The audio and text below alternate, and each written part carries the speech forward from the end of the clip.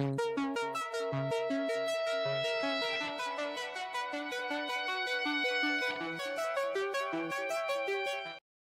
what? They got that we were on the wrong overlay. Let me do that one more time. Jesus Christ. Here we go. You could have changed the overlay while we were like... I didn't know. I'm sorry. All right, here we go. We're going to start now officially.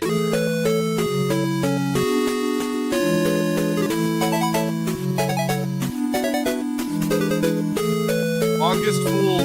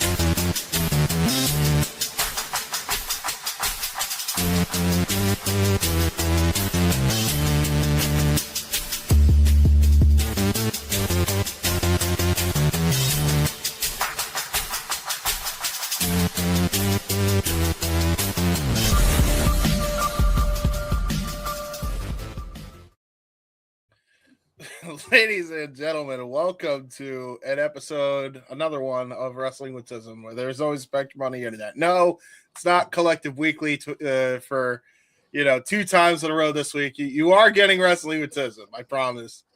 I apologize for the screw up there. I am the He-Man, James Ebert, joined as always by my trusty cohorts here at Wrestling with Tism, the Fish and Disconnection, Ryan and Hannibal. What is going on, gentlemen?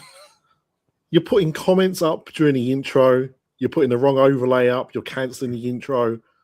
Honestly, you've been back a week and it's gone to shit. Yeah, that's about right. What's more Tism than that, though? Am I right? Fish, you are Wolfpack. You are Mr. Wolfpack today. Oh, yeah. Ow. It is the best version of the NWO, or at least of the offshoots. Mm-hmm. Well, True that. yeah, Man. because the other one sucked really bad. Well, out of the 86 versions of the New World Order, Mm-hmm. the Wolfpack is pretty You're nice. telling me you didn't like Bryan Adams in the black and white? We're going to start off with, it appears to be a controversial topic. Something that I've discovered once again separates, our two nations of America and the UK, because I don't know where Dev is, but he might be on later. I don't know. But I had a conversation with Dev. Mm-hmm. I was coming back from the shop because my wife had made dinner. Yes. And she had realized that we were missing an ingredient to make the dinner complete. So I went out to get said ingredient. And that ingredient was spaghetti, the pasta, right? Yes. Yes. And so I said to Dev, I've just come back from the shop. My wife was making spaghetti bolognese and we didn't have any spaghetti. And he was like, what did you say? And I said, spaghetti bolognese. And he reacted as if I was talking to him in Hindi or something. He was completely perplexed by me saying spaghetti bolognese. And I was like... He didn't know? And I was like, but like spaghetti bolognese, it's like one of the famous dishes of the world. And he's like... And this was his retort. I will tell you, he's not here to defend himself. I will tell you what he said. He said, do you mean that dish that the dogs ate in that film, All Dogs Go to Heaven? And I said, well, firstly, no, because that's Lady and the Tramp. The film All Dogs Go to Heaven is about dogs who, believe it or not, go to heaven. And also it was spaghetti and meatballs, right? But he was like, I've never heard of this thing. And I'm like, what do you mean you've never heard of this thing? So I asked James before we go live on air, you know what spaghetti bolognese is, right? And you said, nope. Well, no, what did you say? You said, I know that bolognese exists and I know spaghetti exists. I didn't know that there was, you put the two together. The two could be combined. So what the fuck is bolognese then to you? If you come home and your dad says, I've made bolognese, what are you having for dinner? I don't ever say bolognese. I say I'm making. All right, James. I'm making. I know we're autistic. Okay. Yes. I understand that. You know the masking that we have to do? Pretend you're masking now. Pretend that you are coming home and your dad has made you bolognese. What is it you're having for dinner? Yeah. Oh. What is it? So that's what I would ask him. I'm going to be honest. I'm sorry. I'm honest to a fault, bro. Oh. I love the fact you're honest to a fault. I'm just fucking... It's blowing my mind that no one knows what the fuck I'm talking about. Ryan, save me. If I don't know what the fuck you're talking about. Oh my! No. See, okay. No, this is like no. This is like when we were talking to James about that very big petrol station, Boosie's, with the little beaver. Lucky's. No, don't you remember the joke was that we kept calling it like, no, it's Bucky's. We're like, no, it's definitely Boosie's, and his head was exploding. This is how I feel right now. Is it just spaghetti? Sorry, the spaghetti noodles in the pasta sauce or the sauce poured over it? Right, number one, stop calling it fucking noodles, right? Because noodles is a completely different dish, right? It's pasta. Spaghetti is pasta. It's not fucking pasta noodle. No, pasta. Pasta noodle. Yeah, it is a noodle. No, completely different. The fuck you mean it's completely different? It's a noodle. No, noodles are made of completely different stuff. Okay, pasta is made of wheat. Noodles are not made of wheat. Okay, right. So, fish. But they make it into a noodle. What's a fucking noodle, James? What's a fucking noodle? It's in the shape of a noodle. The spaghetti, the angel hair is in the form of a noodle. A noodle is not a shape. Ryan, if you were having spaghetti, what do you have with your spaghetti? Meat, sauce, some kind of meatball, or meat with it. Right. Okay. That is about as advanced as my spaghetti gets, because I don't. That's fine.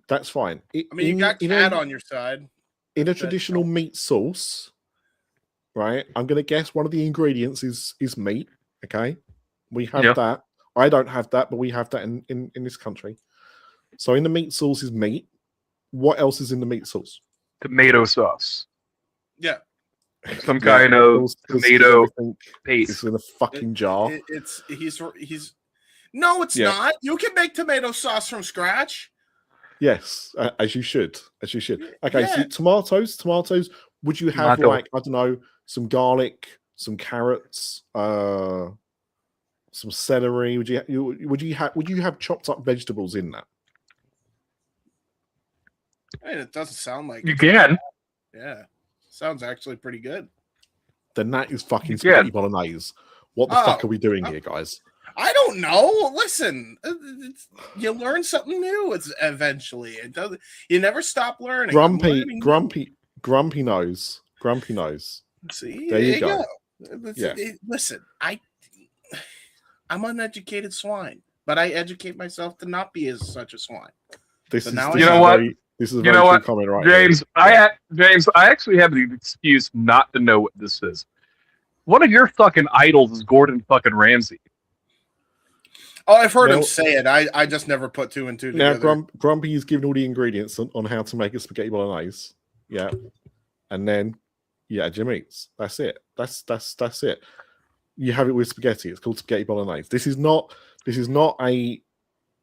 something my mum invented.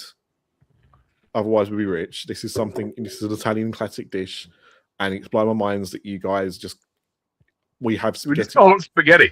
Spaghetti fucking noodles. Fucking noodles.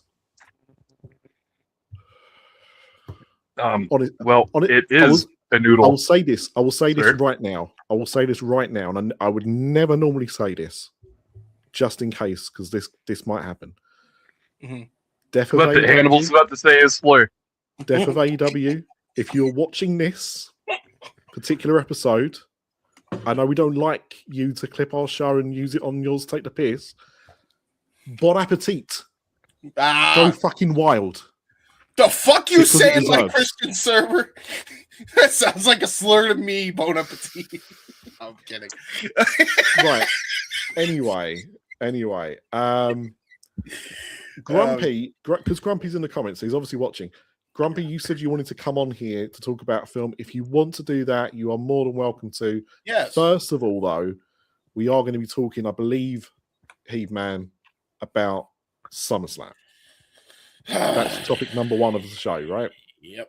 Now we've got spaghetti bolognese talk out. Yes, we did. Bro, God, I may be an island to myself, it sounds. No. But I'll tell you this much. For me, personal opinion, I could not find one redeeming quality of the show. And every time I tried, it's like they spat in my face. That's how I felt watching the show. Oof. I felt the matches were too short because they have to have God knows how many goddamn advertisements every goddamn 30 minutes or however long they run those. Well, we're gonna go. I've got the match time, so we're gonna go for it because actually, in general, you're right in that the matches were too short. Unfortunately, not all the matches were too short, and some of them went far too fucking long. Yes, but we will go into that. Yes, indeed, that is also true. That's another source. Hang on, I did get asked a question. From Advocate. Asked me some questions about Popeyes. Well, Advocate, I will tell you, my first ever experience in a Popeyes. By the way, number 1, Popeyes chicken is fucking awesome. It is awesome. In Little Nicky 2000. Absolutely. 1. But yeah, Popeyes. Well, the first I went into a Popeyes, they said, "Do you want light or dark?" And that was fucking confusing because if you go into a chicken shop in the UK, you just get 2 pieces of chicken, 3 pieces of chicken, a bucket of chicken, whatever. You don't get to choose what type of chicken you get. You just get whatever they give you. And I had biscuits for the first time. They're not very good. No, because we have a better equivalent in the UK. But Popeyes, I'm a fan of Popeyes chicken. I can't eat Popeyes chicken now, obviously, because I don't eat meat. And there are now Popeyes in the UK, which just makes it even worse for me that I don't eat meat anymore because it's there, looking at me saying, "Come and have some delicious crispy chicken," and I'm like, I can't because I don't eat meat. But you can eat, but you eat fish. That's because I'm a pescatarian. Yeah, you racist. If I can catch it and prepare it, I'll eat it. I can't catch a chicken and prepare it, so not happening. And yeah, I am racist a fish. Deal with it. Back onto wrestling. Oh yeah, actually, you also said how do I make a spice bag? Honestly, Advocate, you just need to get basically some sweet and sour chicken without the sauce from a Chinese, fry it over some chips, and then buy some curry sauce, Chinese curry sauce. That's it, spice bag, man. Pretty much that kind of spice. Yeah. So look, Ryan, how did you? Because I've not spoken to you. How did you feel about Super Slam? Bummer Slam? Super Slam. Super They Slam. remember the greatest prank phone call in all of history is Super Slam. Super Slam. So, give me a second here. I'm glad I'm not the only one. So, I didn't hate the show. Fair enough. Did not hate the show. I can say probably my favorite match across both nights. Chad Gable and Penta. James. It was good. It was a good match. Yeah. You can tell a good story within the time that you're given. Yeah. Kudos to you. That's the problem. The problem is that the mug root beer. There was nothing wrong with the match. There was nothing wrong with the match. But Chad Gable has been there now for what? 12 years? 86 years? Feels like it. I mean, look, I saw look at the bags on that dude's eyes. I saw American Alpha back in 2014, I want to say, at an NXT takeover. Is it 2014? No, you know what? It's 2015. It was 2015. I saw American Alpha versus the Revival. We were chanting which one's Dash, which one's Dawson because we couldn't tell. And American Alpha were great. It's obviously a shame what happened to them, but it is what it is. You know, unfortunately, injuries happen. You know, it's very real shame. But I'm glad he's had a decent career backstage, Jason Jordan. But Chad Gable's been there a long time, and this is the first singles title that he's won. Great moment for him. Family in attendance. Really nice.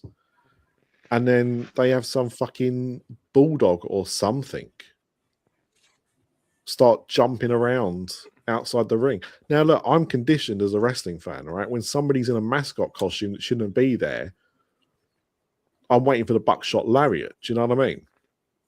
Yeah, I thought it was Logan Paul too. That's what I thought was gonna. No, I did. Like, I'm not even joking. I thought it was Logan Paul, and we're going to see a buckshot lariat, right? I mean, obviously, if it was CM Punk in the costume, you would have, you know, he would have tried to do a buckshot lariat and fell on his bloody knees, and then fallen on his keister. Yes. Yeah. So, yeah, I thought it was a really beautiful moment ruined by fucking corporate sponsorship, which is one of my biggest gripes with the company anyway. And I just thought it was absolutely egregious that they were like, this feels like a good time. This was the most tone-deaf sponsorship placement WWE has done since doing this overabundance of sponsorship. Period. Yeah. This is so bad. Like, you take a moment from like, he worked his ass off for this moment against everything you have ever given him. That was horrific in his goddamn career. And you still can't let him have that. You still have to somehow fuck it up. Like, and again, you know what that tells me? When you do this crap with the mug sponsorship, is going to go right back to status quo if they're not giving a shit about him. No, that's how it feels when you do this. Look, I agree that it does, but I don't. I think they're going to give him a bit of a push. I don't see him becoming world champion. This is probably his ceiling in the company. And there's nothing wrong with that. Not everyone can be a world champion. Whoever it was that said, you know, if you want to be a wrestler and your ambition or your dream isn't to be a world champion, you shouldn't be a wrestler, is absolute bollocks. Not everyone gets to be world champ. Yeah. There's lots of positions in wrestling, and being the world champ is a desirable one, but not everyone can be the world champion. That's not how it works. But yeah, I just thought it was tone deaf, and I thought it was a real shame. Dude Whites would probably like a word, Carlos, you're right, but you know. Dude Whites probably should have sponsored the main event of night 2. Yeah. See, CM Punk. Exactly, Walter. I thought that too. Walter agrees, and also Walter, publicly, I apologize. I know you messaged me the other day. I haven't replied to you, so I'm acknowledging it publicly. I might get back to you later today. But even if I don't, I've acknowledged it. I have seen it, and I will reply at some point. I'm just lazy. Right. We all have that. So look, so let's, rather than jump around, let's kind of like go through this. And Liv Morgan, Iyo Sky. Yeah, let's go. So James, if you're adding this up, yep. Liv Morgan versus Iyo Sky went 13 minutes and 35 seconds. Yep. Okay. Liv Morgan versus Iyo Sky. I thought it was fine.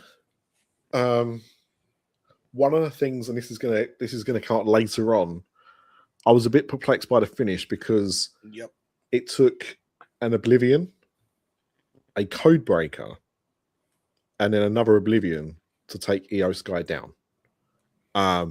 So 3 finishes. Okay. I thought the match was 3. I thought the match was fine, but I don't think it was anything outstanding. I think the fact that Liv Morgan, this was her first title defense since winning the belt at SummerSlam, about 100 odd days had passed. WrestleMania. About 100 odd days had passed. I think that's an embarrassment to the company. Now, if she's been hurt, I understand that, but then we had to have somebody drop the belt and we had to crown an interim champion for the other title. I don't know why Liv Morgan got away with it, but whatever. I thought the match was okay, and that's about as polite as I can be on it. Anyone else? Yeah. And this is why I'm so frustrated with this show, because look, I understand the whole theory of you can't give everybody a long time cool. I understand that, but Liv, every time she would get going to really show that she actually can work in that ring, they always end it. And it's not like this woman can't go. And to me, I feel like you could go up and down the card with the exception of the matches that I think went way too long. And you could say that for pretty much every match that I think went way too short. I think every match was shortchanged. And this was another example of Liv getting shortchanged here. Maybe it's the AEW fan in me, but I think 15 minutes is kind of the bare minimum.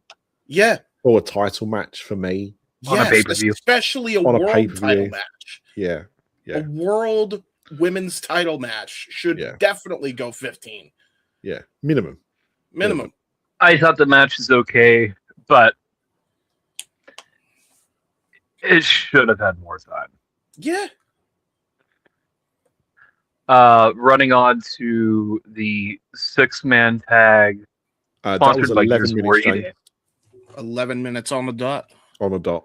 Yeah. There you go. Sponsored by Gears of War E-Day.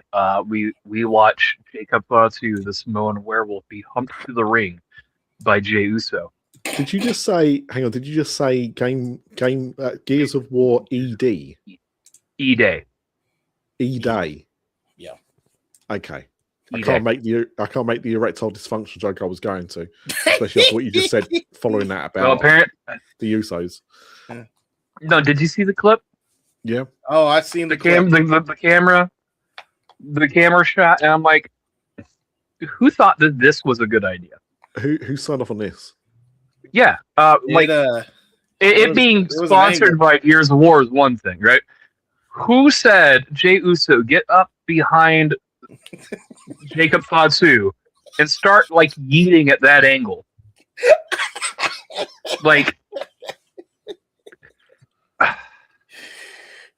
Because that just takes a lot of the aura of Jacob Fatu away from him. The mask itself was pretty bad. The thing is, right? That's good. The problem is that when you pretend to be a dog and you're on all fours barking, do you remember when Vince made Trish do that?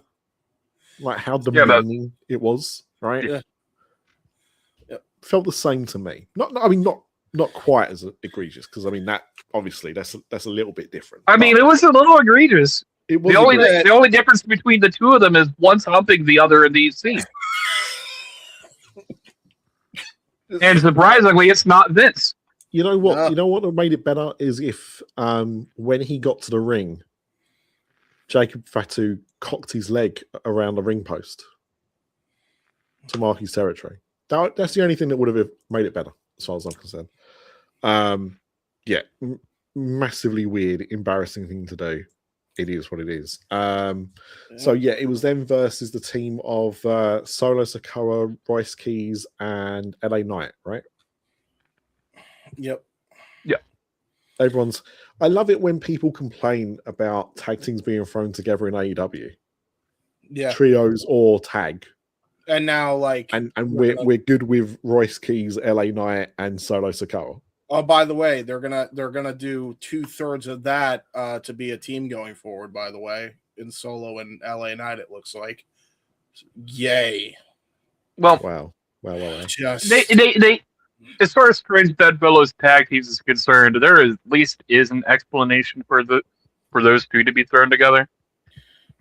It's been brewing for a little bit now. Royce Keys, though, is just some collateral damage between his 15 some odd years with Jacob Fatu on the back burner here.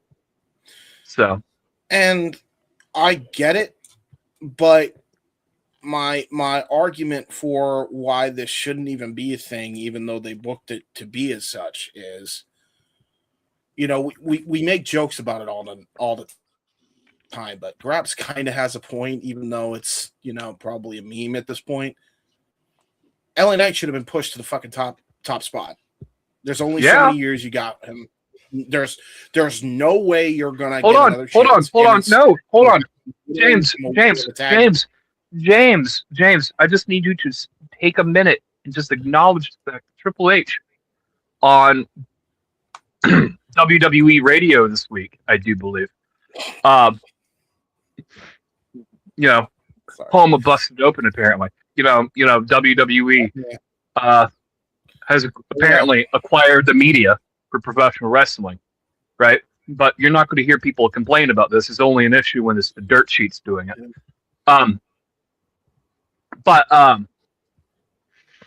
He said, if you're frustrated and you want that spot, get over. This is basically Triple H saying, LA Knight's not over. What's what you see with your own eyes, hear with your own ears, and touch with your own human fingers. Yeah. He was. That's my point. But by the way, I love how he says that. But if you get over on your own, you're in the doghouse, brother. How the hell LA Knight's in the doghouse? Not do P's and Q's. Yeah, no shit. Because he got over on his own. Gee, I wonder why. This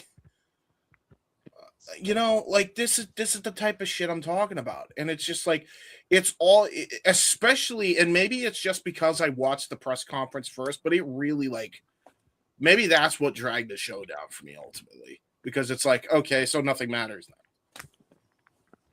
Maybe that's what it was. I don't know. The thing, I remember seeing LA Knight in 23. Yeah. And he still steaming down here now. So I remember seeing LA Knight in 2023, and I was sick of him by the end of the night because of everyone just going, yeah. Drove me insane. And that was 2023.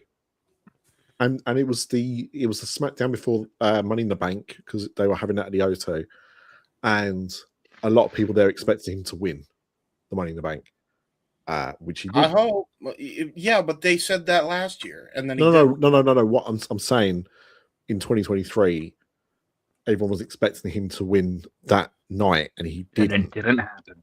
Yeah. And he was over as Rover then. Now they're doing it where later, they pulled him off. And I still don't think he's gonna. They're not going to give him the Money in the Bank. And if they do, it's going to be it's going to be a he or damn, and they're going to say it's all by design. Whereas it's kind of all mediocre at this point. The next matchup, because honestly, LA Knight did get the win here. I think he got the pinfall on one of the Usos. I don't recall which. But Gunther and Nick Aldis. And Nick Aldis had Oasis for his entrance thing. That was cool. What was the time? What was the time? 11:40. 11:40. Yep. Thank you. Jesus, and I knew that felt short, and it felt as short as it went. Okay, match for 11 minutes. Nick Aldis hasn't wrestled in 3 years. Gunther is made a little bit more, or not, depending on how your viewpoint is.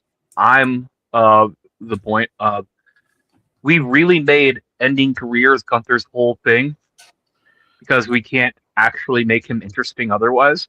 Well, and here's the thing about that, right? I was saying this in a space. I think I was saying this in a space yesterday. I can't remember, but I was saying the thing is, and this is going to sound terrible, but just bear with me.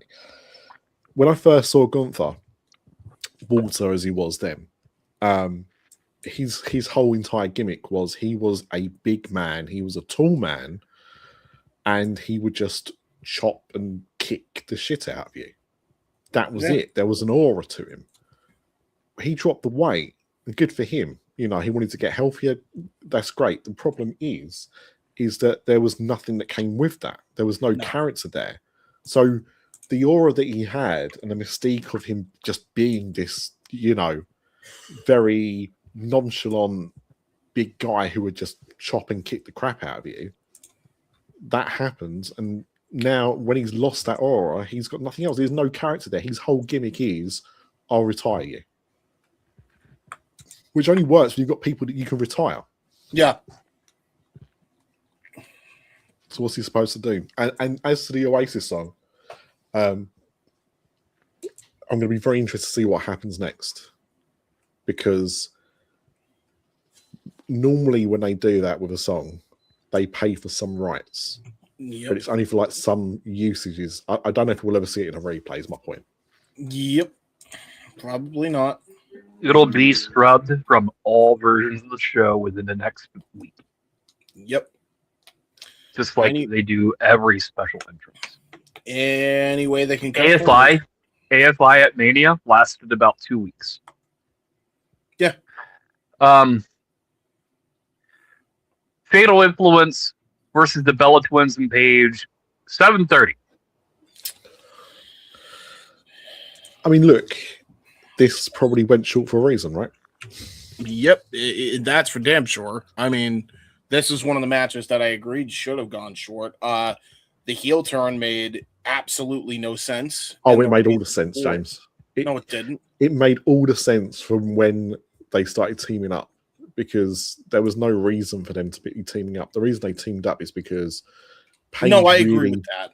Paige can't really go. But it makes no sense because the only reason why Paige is here is because Nikki's the one who brought her in.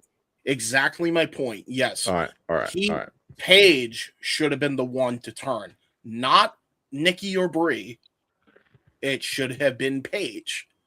Yeah. Like this to me dumbfounded me. Like, because it didn't make sense then. It doesn't make sense now. Nikki literally brought her in to be the partner for Brie because she got hurt. Yeah. And now all of a sudden she's mad because she took her spot. You asked her to take her fucking spot. You gave her the spot. Like, but it's Paige, guys. This was always going to happen. Always going to happen. Then turn her. You can still get to the same result and you have can look, her but you can't manage touch. fatal influence. Look, there's no look. Let's be honest about it. Do we really care? Yeah. Do we really care?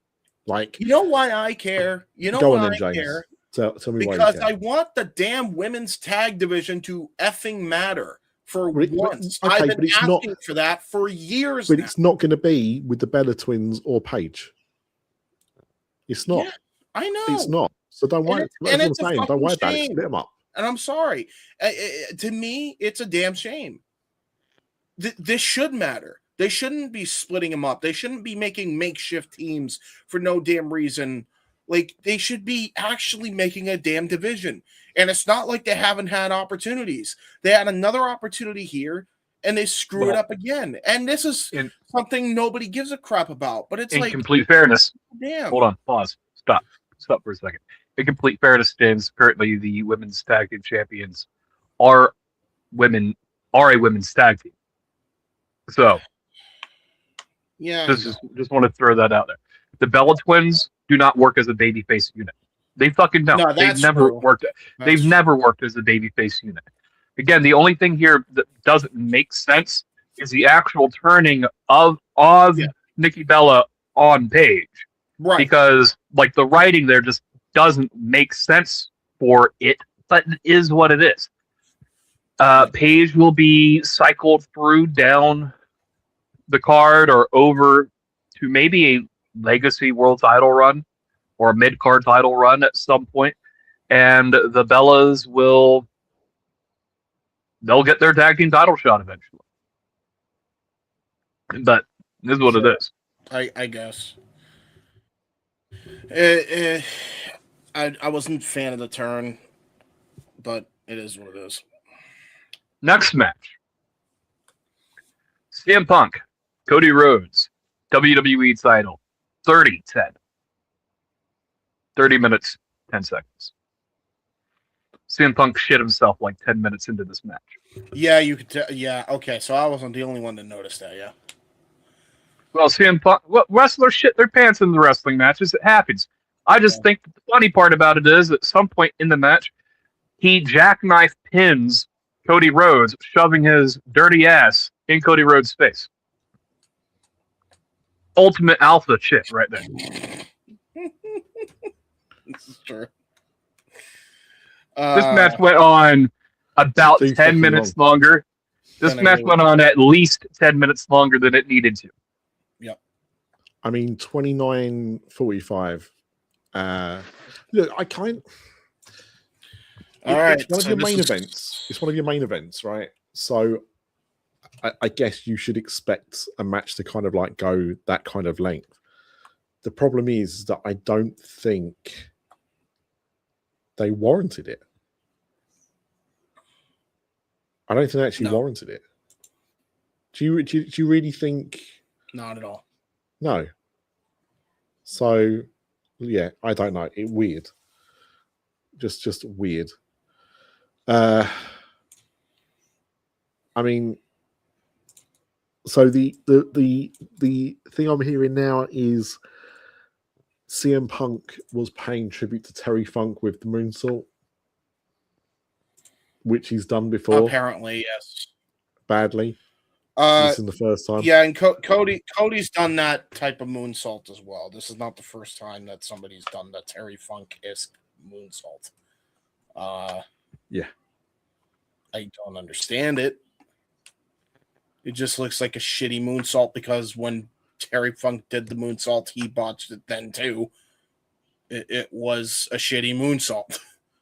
Why are we paying tribute to a shitty moonsault? It just makes the moonsault look because bad. No one's actually paying a tribute to Terry Funk. They just can't hit a fucking moonsault. Well, I mean, anyways, either way, it just looks bad. There is a spot. There's a spot in this match, and it was fun the first time we saw it. But can we please stop? Oh, yeah. Can we please? It was fun the first time. Maybe the second time. right?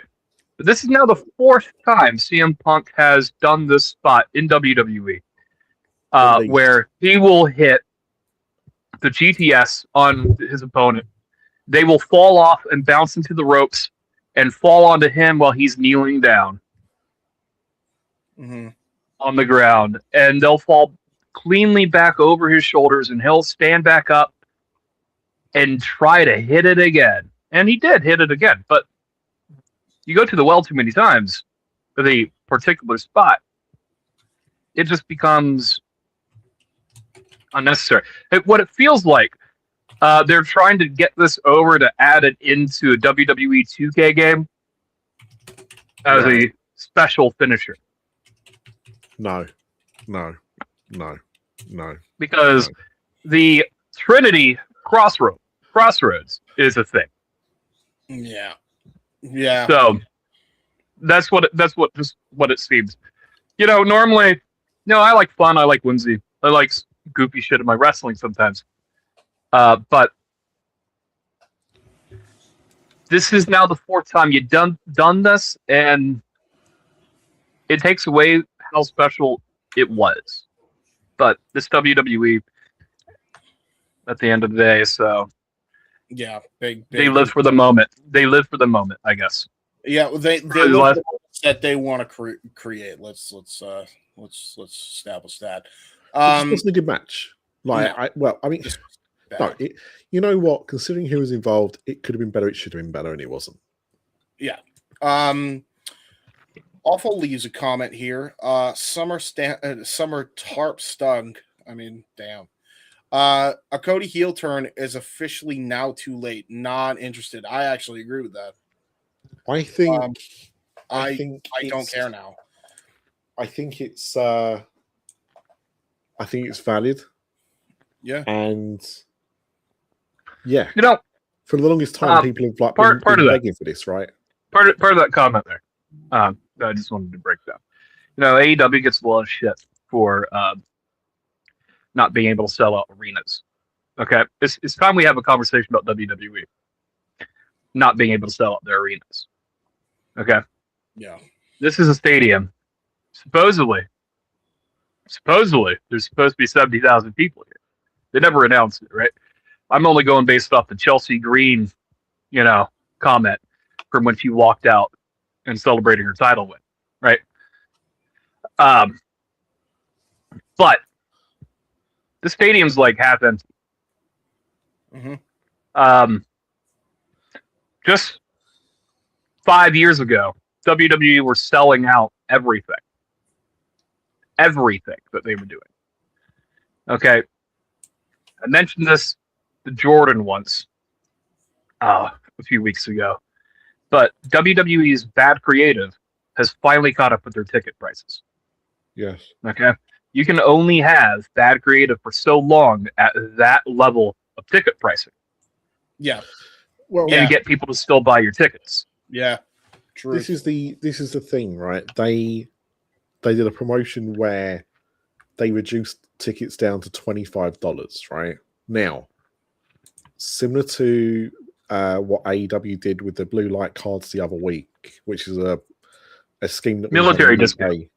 It's not. It's not really a military discount. It's a service kind of discount. It's for blue light, meaning police, doctors, ambulance workers, that kind of thing. But yes, similar to that, WWE reduced the tickets down to starting at $25. Now that doesn't mean all the tickets were $25, right? It just meant that they reduced them. Right. There's a bunch of them that are at that price. Right. Yeah. Now, they shifted 15,000 tickets when they reduced their prices. Okay. They had sold, before they put in that discount for SummerSlam, both nights had only just sold over 20,000 tickets. By the time that the bell rung on Saturday night, I think they did 35 and change on Saturday. I think 34. 33. Okay. On Sunday. Yeah. Okay. So they had sold, about, between 12 and 15,000 tickets, after they produced them, right? Now, you can say, well, they put the tickets on sale, that's why people wanted to go. Or you can say that the interest was there, but people were like, we are not paying these obscene prices. I think it's, one or the other. It's the pricing, and I think it's card structure and what they had main event both nights. I guess 2 main Hold on. Night one. The main event for night one makes all the sense in the world. I'm going to tell you that right now, James. As someone who's been paying attention to it, makes all the sense in the world. Because one, CM Punk cannot main event a pay-per-view as world champion. You cannot give him that. You cannot. We cannot have bitter heel CM Punk without him or with him main eventing pay-per-views. This is the rules. But Brock Lesnar, in his home state of Minneapolis, Minnesota, it makes all the sense in the world to have him. He's the biggest star, especially if this might be the last time we see Brock Lesnar ever. So, I don't necessarily believe that, by the way. I do believe we'll get him. I don't either. I was but hold on. Regardless, Brock Lesnar's from here. So, biggest name, hometown. So here's the thing about Brock Lesnar at SummerSlam, home state, all of that, and yet the crowd reaction was mild. Now, Hell in a Cell matches suck live. Apparently, Andrew was saying that he thought the crowds both nights were quite quiet in general, other than a few moments like Kevin Owens. Chelsea Green, isn't about those a second. Isn't it an open air stadium? Yeah. There's a partial rip, but it's an open air stadium, so all that noise is still going out. Yeah. So if it sounded quiet, it's by Wembley literal design. Wembley has the same issue like most stadiums. When you watch most WrestleManias, they don't sound as loud as an arena does. But that said, when you're in a stadia, you expect it to be quiet. 11:40, by the way, James. But it wasn't. Brock Lesnar sounded like it was quiet. Thank you. And I believe that was for a reason. I put out what I thought was quite a reasonable tweet, and it fucking blew up. You know how to fuck the hornet's nest. Oh, I know. You always do. Yeah, but this is the thing. Like I was saying this to Graps the other day. Like sometimes you put a tweet out and you think, "Oh, this is really funny," or "This is going to get some engagement," and you get nothing. And you can put another tweet out, which you just think is just again not going to really do too much, and it just explodes, pissing off people left, right, and center. It was great because the finish of this match was after. And look, similar to AJ Styles and Cody Rhodes, right? This was just a spam fest of like finishing moves and big powerful moves, right? Because they're big men, right? They're going to throw each other around, whatever. Fine. So after like, I don't know. What is selling? Is this a sell? So after like about 3 or 4 F5s or something, Brock Lesnar starts to pull apart the ring. He removes the padding from the surface of the ring. He exposes the floorboards. Then he picks Obafemi up into a tombstone position, tombstones him directly onto the wooden base of the ring, covers him, 1, 2, kick out. Obafemi starts, how I described it, hulking up. On the floor, starts kind of like motivating himself, gets in the corner, standing up, getting more and more intense. Brock Lesnar picks up a chair, Wingstop chair, and before he can swing it, Obafemi punches it out of his hand. Obafemi then gets, because Brock Lesnar jumps towards him, gets him into the powerbomb finisher that he has, powerbombs him into the actual ring itself, not on the exposed floorboards, once, 1, 2, 3, Obafemi wins. That's how the ending went down, right? That's how the ending went down. I mentioned earlier, Liv Morgan did 3 finishes to win her match. Cody Rhodes doesn't appear to be able to win a match without doing, 3 crossroads before he pins somebody. And Obafemi had taken an absolute beating and yet defeated Brock Lesnar with a single powerbomb in the ring. But they love this. But they love this. They love it when two people are just beating the shit out of each other and not selling their moves whatsoever. They love it when WWE does it. But if it happens on an episode of Dynamite, goddamn. And this is what I was trying to get at, right? And people seem to miss this part of the tweet because they don't like to read the first bit you're right, only the second bit you're right. This is a problem in professional wrestling today, full stop. Selling isn't enough. They don't do enough selling, right? It's a very common issue that they have. So AEW does it, WWE does it. The difference, though, in the examples that I was given, every example was from a match about a week ago on Dynamite where I think Will Ospreay gives Matt Jackson a 450 splash. And he does the splash, he bounced off the 450 splash. It's almost like there's a group chat of people. By the way, this sounds like I'm talking about a specific group of people. I'm not. But it sounds like people have been given their marching orders of attack with this. Yeah, because everyone used the exact same example, right? So anyway, so Matt Jackson gets a 450 on Nick, whoever. Take the 450 and then they get up. Yeah. And then they continue the sequence of moves that was going on. Not a great thing to do. It's a thing the Young Bucks kind of famous for doing, but you're not selling it, fine. My point wasn't that AEW wrestlers or don't have this kind of like it's thing about not selling. My point was everyone loses their goddamn mind if in AEW wrestlers don't sell something, but you do the exact same thing in WWE, and it's like, well, no, it wasn't as bad as no, because he did sell because he didn't kick out. He didn't kick out at 2. He kicked out at 2.9 or 2.8, and he didn't kick out 2.9 or 2.8. He kicked out like 2.2. But regardless, the difference is, and people just could not get their little heads around this. Matt Jackson got a 450 splash. It wasn't a finishing move. It not nowadays for most people. It's not a finishing move. In WWE, they see the 450 splash as a finishing move for some goddamn reason. In AEW, it's just a move. If somebody's finishing move, no one currently uses the 450 splash on either main roster as a finish. But if that person did have a 450 splash as a finishing move, then you accept that.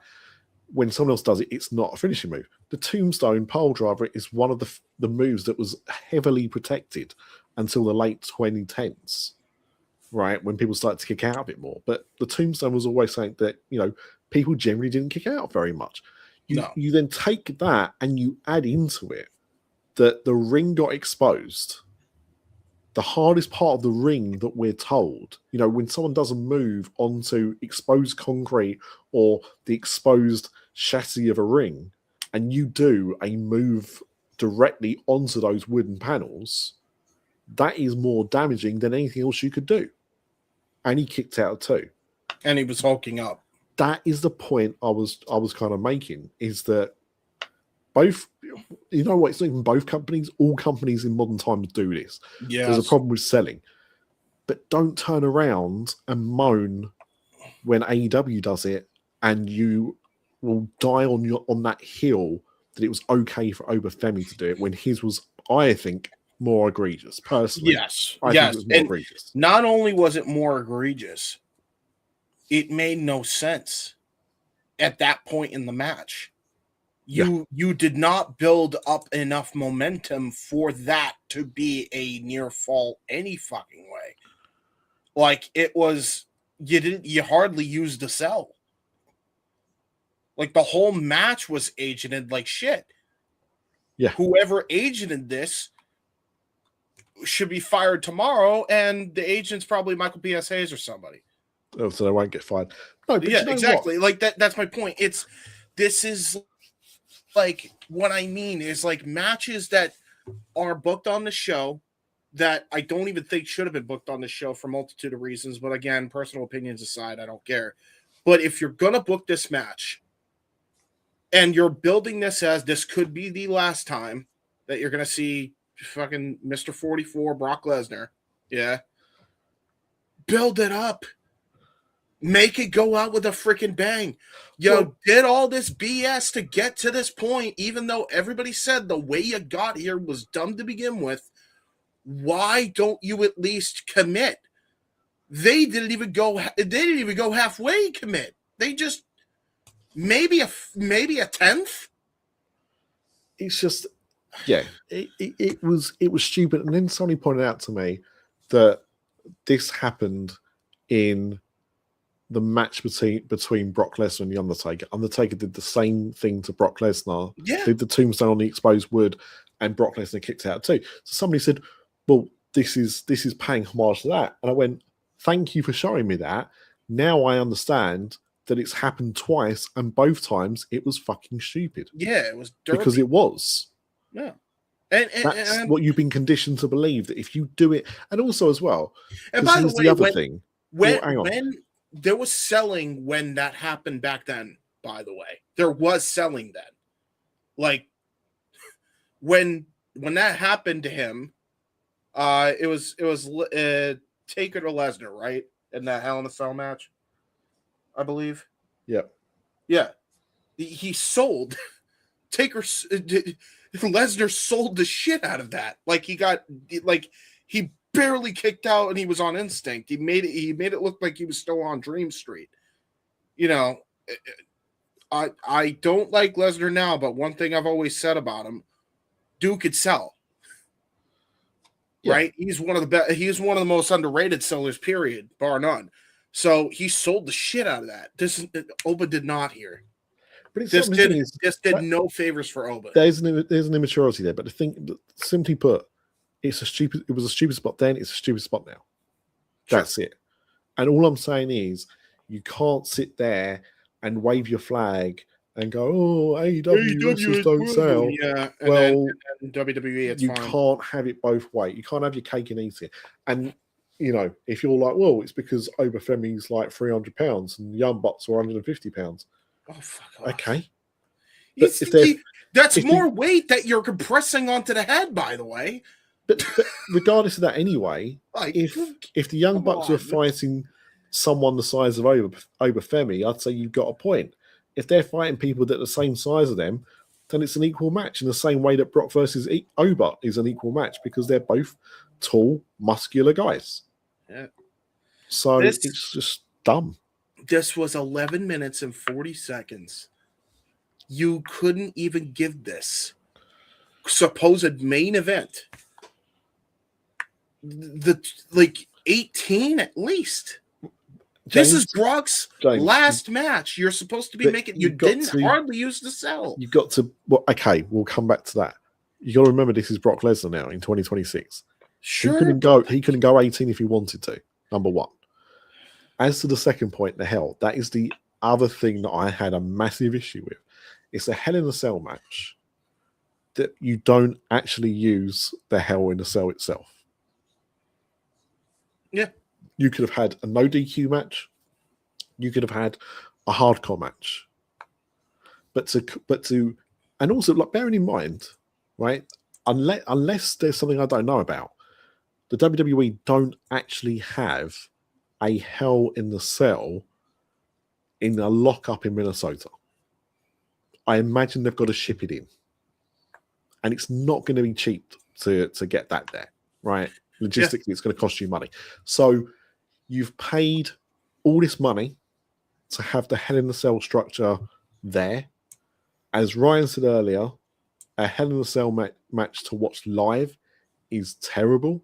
It's a terrible experience. I saw the equivalent of one last year for Forbidden Door, when they had like the big cage match for Forbidden Door. And it cost them money to put it on. For them to do what? There was nothing in that match other than a table spot, which again they could have done without the cell being there. They didn't use the cage itself. There is no point of having a Hell in a Cell match if you're not going to use the cell. Yeah, they had the structure at Raw too as well. Jesus Christ, man, what a waste. And by the way, I do want to just point this out. If you couldn't have Brock Lesnar go 18 minutes in a normal one-on-one with pinfalls or whatever, you could have had him go 18 and fucking last man standing, because then you could fucking stall for time and you could have him catch his fucking breath a little bit. Why didn't they just do a last man standing match, which would have made more sense? That's my point. Like, why are we wasting resources? Why are we wasting my effing time? Why are you wasting the fans' time that are going out to see this? And again, you booked that ass backwards anyway. This shouldn't have even been the main event, in my opinion. Oba should have been wrestling for the fucking title. Period. Well, he gave it up. He gave it up, right? So he could fight Brock. Yeah, which was again, it goes back to my point I just made. They booked this whole thing ass backwards. They did. Fish, if you were there, I don't know if you are. He is. Your thoughts on Mr. Lesnar versus Oba?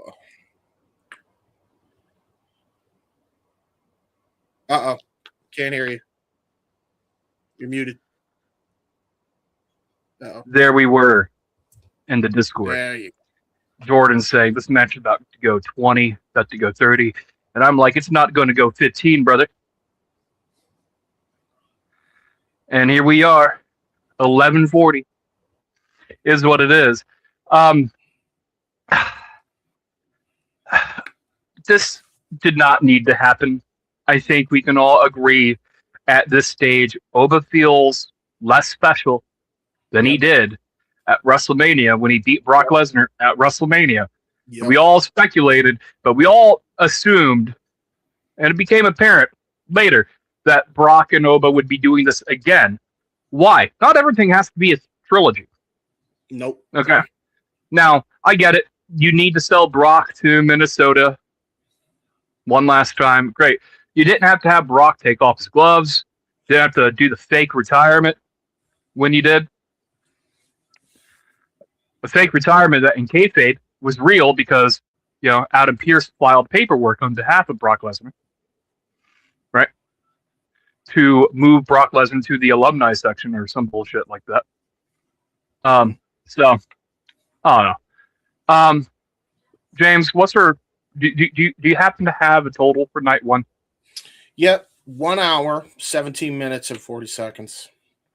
Okay. That's how much wrestling there actually was on night one. I'm going to try to speed run this night two here because we've been talking about this a lot. So, just stop me whenever you want to get to something. But that said, we do have something important for the first match. It was supposed to be Finn Balor and Sami Zayn in a one-on-one contest to determine the number one contender for the WWE Undisputed title. Nick Aldis comes back out right before the match is about to start. He says, "Hold on, Sammy. One more thing, right?" Gunther walks out. And Sammy freaking the fuck out, pissed off, upset. Gunther's out to the ring. Everybody's now circling each other. Nick Aldis,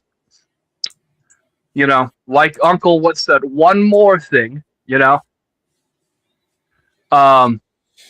Owens music hits. The biggest pop between both nights. Someone got upset. Someone like the entire IWC got mad that Kevin Owens' return was effectively spoiled. You're on the internet. You're an internet wrestling mark. I'm sorry. If you can't stay off of Twitter because of your grift, because you have to get social media engagement, you're going to get spoiled on some things. Dirt sheets are going to spoil some shit. I just want to point something out as well, because this has been a discourse, and we're not involved in this discourse, but I'm going to put us involved in this discourse. A lot of people pissed off because people like Sean Ross Sapp, who I do respect, spoil WWE stuff, but don't spoil AEW stuff, right? Let me just point something out to people. These guys, Sean Ross Sapp, Meltzer, Alvarez, whoever, right? These people to report on this stuff, gossip, rumors, whatever. For them to get news, rumors, scoops, whatever you want to call it, somebody needs to give them that information, right? Otherwise, they make it up. So people feed them that information. So they wanted this information out there. That he was cleared. Right. That he was training at the Performance Center. If sure, but just this point. If Sean Ross Sapp has people in WWE who are happy to talk to him, that are happy to give him information, whatever, if they give him information, he's going to report on it. If he doesn't have somebody in AEW to do that, what's he supposed to report on? Yeah. If you're concerned about there being leaks from your preferred wrestling company and not the other wrestling company, ask yourself where the leaks are coming from. Yeah, by the way, it's not even true, because there's leaks all the time for AEW stuff. Right. I expect the Motor City Machine Guns in AEW. 48 hours later, the Motor City Machine Guns were in AEW. Yeah. Really? Like, come on. I mean, but the thing is, like, it's does he have more WWE spoilers than AEW? Yeah, maybe. That's not the argument. You can't turn around and say, well, why does he only do it for one company? You've got to be given the spoilers. 8 minutes 30, James. Yeah. Kevin Owens, new number one contender. Yes. Welcome back, Kevin. It was great. It was a great moment. It was great. It was a great moment. Another match that I felt was shortchanged, especially with the gravitas of the moment. It was like just starting to get going, and you have 4 elite caliber talent in the match, who, by the way, 2 of them got majorly screwed. I'll give you 3, but go on. That's also true with Gunther. I was talking about Sammy, but well, yeah, I included Sammy in my thing, so yeah, fair enough. 3 people who were screwed you put in here. 2 of them were supposed to be in a one-on-one capacity, and the guy who we didn't even know if he was going to return, well, he wins. And then, but hold on, guys. We can't be mad at the booking because Triple H don't like that. We should be caring about the characters. Yeah, this infuriated me. I don't care if you want to tell me Sami Zayn, this is going to make him more intriguing. Fuck your plot devices. I'm tired of it. I don't care.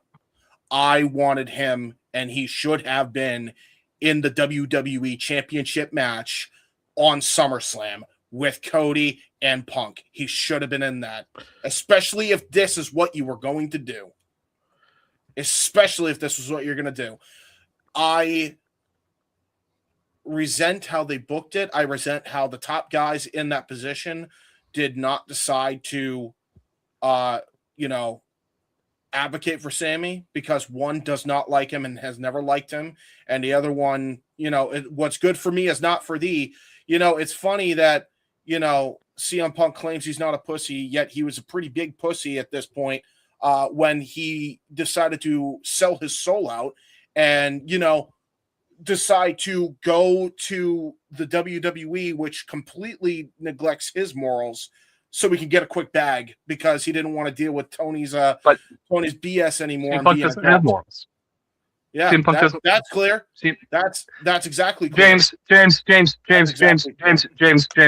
Normally, I would let you go on, but we wasted entirely too much time. We still got other things to talk about. I got you, but hang on, because I got one more thing.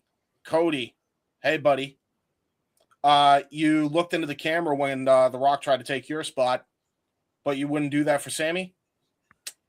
Got it, buddy. What's good for me is not for thee.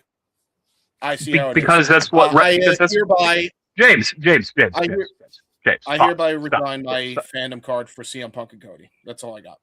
James, I don't give a shit. All right. My point where I'm trying to get at here is wrestling is like that.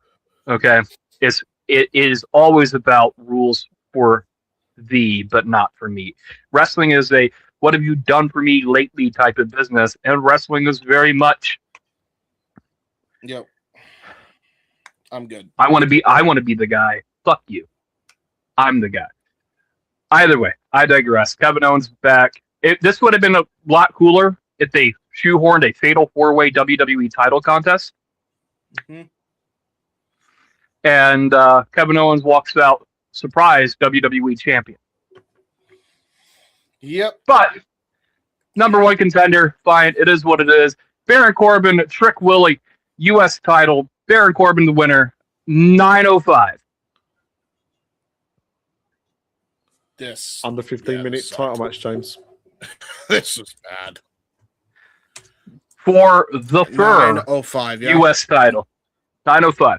Yeah. For the WWE Men's United States Championship, which looks like it's currently the WWE Women's United States Championship because they've conditioned me to think white means women and black means men in WWE.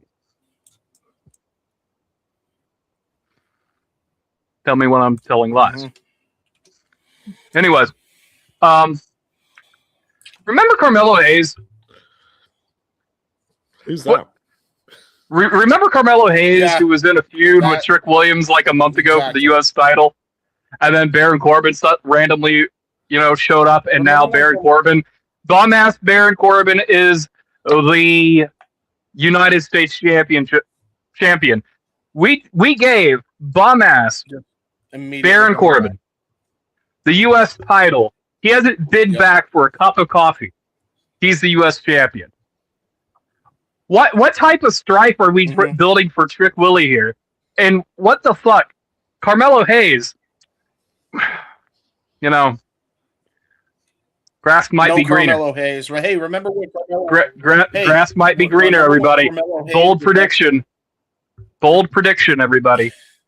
Save two of them things. Every Andre the Giant Memorial Battle Royal Trophy winner has been kicked out of this company at least once. I have to ask, also, do you guys remember when Carmelo Hayes was made a big deal that he was the number 1 draft pick of SmackDown after WrestleMania 40? Man, that feels like a lifetime ago. Hey, he can't even get on SummerSlam. Hey, remember when he was getting over with the U.S. title in matches with Andrade? Wait, one guy's gone and now can barely get on TV? It is what it is. I have no explanation. I have no good explanation for why Carmelo Hayes isn't on screen right now. But hopefully they can get this sorted real soon because he was just in this title picture. And yeah. Next match. 5-way ladder match for the interim WWE Women's Championship, 13-5. I would say congratulations, Chelsea Green, on becoming the WWE Women's Champion. But let's be real. You're not the WWE Women's Champion. You're the WWE Interim Women's Champion. Why? Because we did not strip Rhea Ripley of the United States title 3 months ago when she got injured in the first place. And for some fucking reason, both women's divisions has been effectively stagnated because we've injured a lot of people. And quite frankly, we have nothing better to do. So, you know what? Fuck Michael Hayes. Here's your fake WWE Women's title. You are officially a WWE Women's Champion, but you are the interim WWE Women's Champion. Make it make sense. is she the WWE Women's Champion or is she not the WWE Women's Champion? I don't know. But Chelsea Green, either congratulations or not. Chelsea Green, either congratulations or not congratulations. I don't know. Schrodinger's WWE Women's Championship, everybody. I got into trouble. What were you going to say? I got into trouble for something that I didn't say during Andrew's show earlier. Because I said that. Oh, time, by the way. It was good that Chelsea won, but I hated the fact that she has an asterisk next to a title win and that she doesn't deserve it. Now, what I meant was she doesn't deserve to be the interim champion. She deserves to be the champion. That's my problem with it. Now, that said, and I was talking to Dev about this earlier, the guy doesn't know what spaghetti bolognese is. Or the film Lady and the Tramp. And he said to me, that's more egregious. He thinks it's going to be, she's going to have a lot of fun with it because of what she was doing when she was the US champ. And that's a valid point because, she did. She had a lot of fun when she was having that run. So I think because of the nature of Chelsea Green, this will be fun for however long it lasts. It won't last long. It will last, I hope, longer than Sami Zayn's title reign. But let's be honest, it's not going to last very long. And we got 7 more days to get to that. Exactly. So I think she'll do it. But I'm glad she finally got it and she got that recognition. I just wish it was under better circumstances and that she would be officially recognized rather than this interim bullshit that they do. I don't hate the interim title. This is the first time WWE's done it. Yeah. But I think I would have preferred, if you're going to make an interim champion, again, 3 months ago, Rhea Ripley got hurt. Do it then! Yeah. Fucking do it then! Fucking do it then! How hard is, why wait 3 months to go, okay.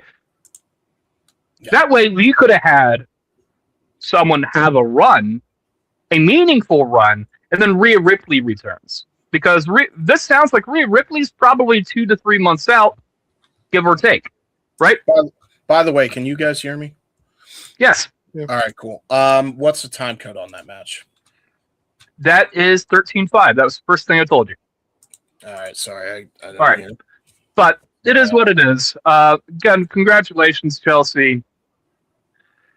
We think.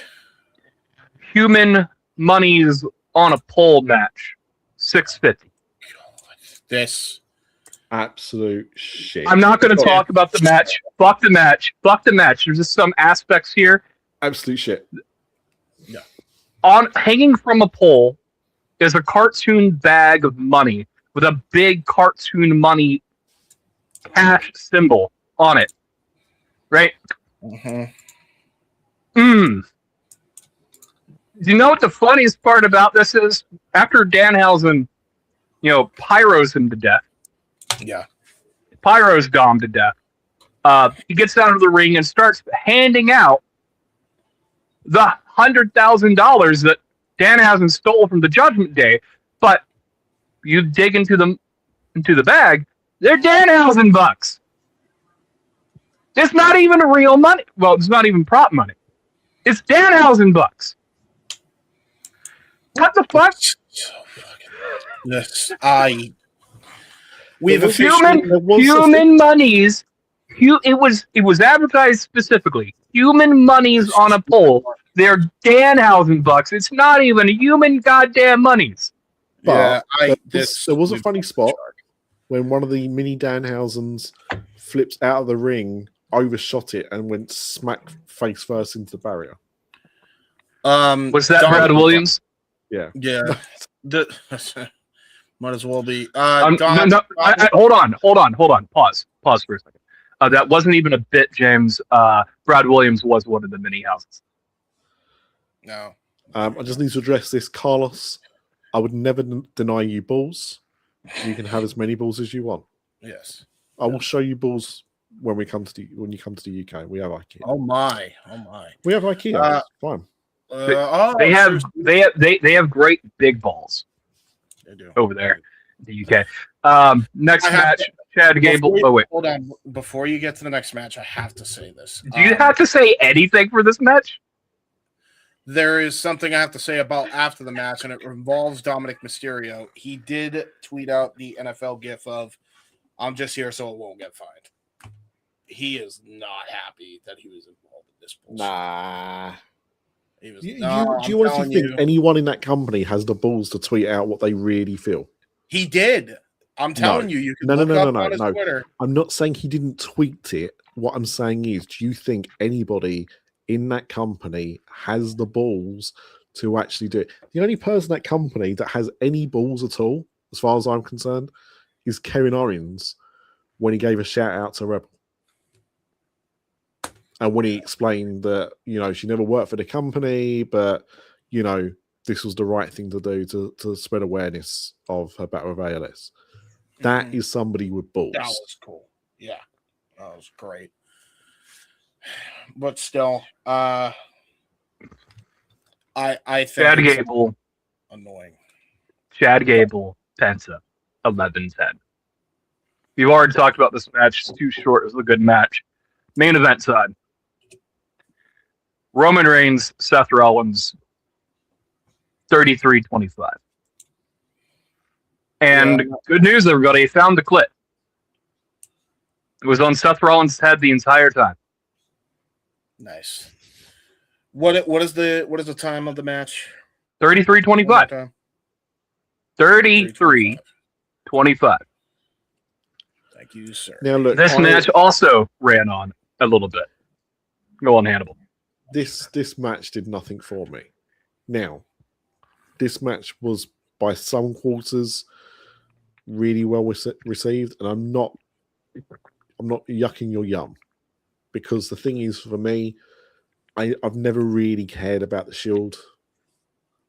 When they first came in, it was at a point where I was still watching WWE, but I was more invested in other wrestling. So sure, I never really, the Shield was there, and okay, cool, I guess, but I was never really like a massive fan. So this match didn't have the emotional appeal that it will do for other people. And I know they did like a lot of callbacks and everything. I found it slow. I found it at sometimes doing that thing that WWE are guilty of a lot, which is, we're not going to give you a subtle reference. We're going to smash that reference into your face with a frying pan so you really understand this reference that we're making for you, so it's no longer subtle. It was fine, but for me, it was just what it was. As someone who liked the Shield the first time, right? And I liked the first Shield reunion. Didn't like the third. Okay? As someone who liked the Shield, no, I did not need this. I needed this maybe 5 years ago. I don't need this now. Okay, how many fucking times are we going to go back to the fucking well? No, I don't. During this, and I do appreciate how meta they got with this, because at a certain point we're going back to, the Shield chair. Seth Rollins, one of the spots in the match I want to talk about. Seth Rollins is setting up the Shield chair. Roman is groggy, climbing back up the ropes, looking up at the Tron, and he turns around and he just jabs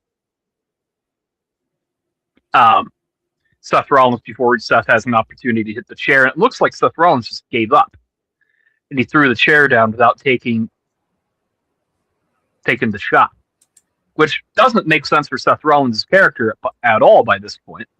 You want to be the world champion, you have a chair, hit him, right? So maybe it's PTSD, maybe a conscience has finally caught up to Seth Rollins, yada yada, But the match ultimately ends with Roman Reigns victorious. They stand together, paying an homage to the Shield. Him, Roman Reigns, Seth Rollins, and Kurt Angle. The Shield, everybody. Shield hair, shield fist, shield chair. Bump, bump. Shield.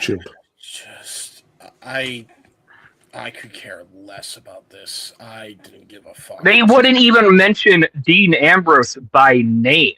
Oh, they did. Roman did after. No. Commentary. We're talking about commentary. True. Yeah, you're right. They Roman did mention Ambrose, and then he was always a wild herring and buried him. I saw that clip. He wasn't talking about Ambrose. Oh. He was talking about Punk and Cody. No.